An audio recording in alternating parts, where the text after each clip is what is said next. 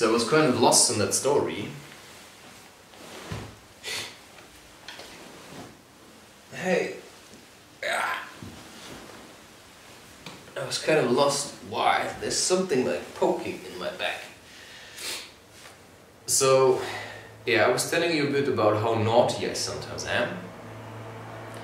But I also don't sit around feeling overly ashamed of myself. Like, there's another story which is quite weird.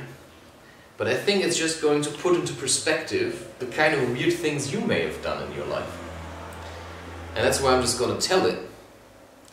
So, also, while I was once living with somebody, there was a woman also living there, a young woman, but she was a bit older than me, and somehow I was quite attracted to her. And I often had it that when I was with people, and there was a woman, that I started to fancy her, and then I really wanted to have sex with her. Like, it was a really strong urge, right? And with her it was also like this, that I was always having these fantasies. Oh, what if? Of course I never made that happen because I didn't know how. And she actually wasn't really interested in me. At least that's what I thought. But maybe she was. Maybe she just didn't know how to communicate it. Because maybe she was just really shy. And well, somehow there was a time when nobody was at home. And I went to yeah, really, you know, if it comes to this, I had no shame at all. I didn't care. I don't know why. So I was walking around in the house, and then I went into her room and I was looking through her underwear and stuff. Like,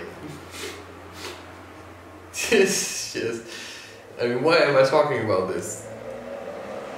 Anyway, and just the crazy shit I sometimes came up with to satisfy my sexual urges. And I'm pretty sure that this night had something to do with it. Because tonight I had a weird dream, and I even had to laugh about it.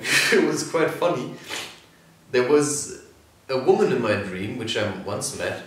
We didn't have sex with each other, but she really wanted it, but somehow it didn't happen. Somehow I'm like reluctant to sleep with women. I don't know, because I want them, right? I want them to approach me also. I don't always want to put in all the effort. No, I want the woman to want it as much as me. And if she doesn't, then I'm bored. Like, there has to be an equal amount of, you know, I want you. Otherwise it's just boring. If I always have to put in the effort,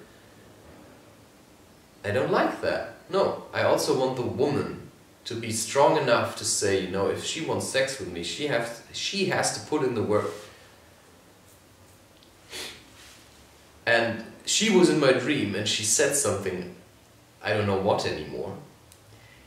And then she left, and I felt like what she said was that she was hiding something, like her true feelings.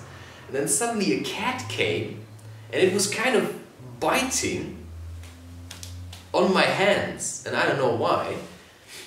And I tried to get rid of it, but as soon as I would take one hand, you know, to take it off, it would cling to the other one, like chewing on my, like gnawing on my hands, and I thought, what the fuck? And a part of me, you know, I didn't feel pain. I just felt, you know, this sensation of something clinging to you. And then I tried to get rid of it, and I like tried with both my hands, and at one point I kind of managed, while this thing was trying to bite me all the time, or actually was biting me. And then I got rid of it, and then I woke up and I thought, what the fuck did I just dream? And first of all I wanted to look up what the dream meant, but I didn't do that. What I did was,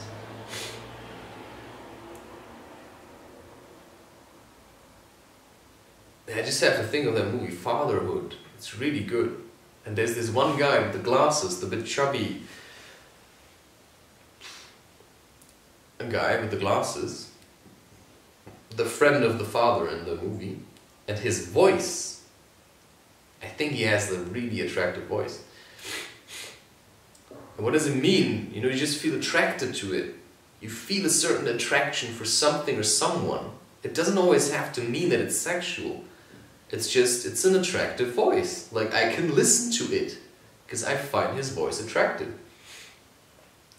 And my voice, for instance, it changed also with doing that rooster sound, like comes out of the back of your throat, and it really strengthened my vocal cords. And it changed my voice, and also talking, of course. So you can change your voice, you can train it, and that's also when my singing got better. But anyway, I first wanted to look up what the dream meant, but I had the feeling that what it meant was, you know, she was always acting kind of nice towards me. But I just know on the inside she was feeling completely different than what she was showing me. And that's, you know, sometimes people have thoughts or hidden longings which they don't reveal to you. And that's that kind of fishy stuff, like, right? I mean, you would see me, and I was that cute little kid. I mean, even at the age of 22, 23, 25, I was kind of young looking, you know, still I am. Somehow I always look kind of young. But what I did when nobody was there was a completely different matter. Like, sometimes I did really weird things, and I liked it also. To know that I did these things without anyone knowing, it gave me a kind of a thrill to be,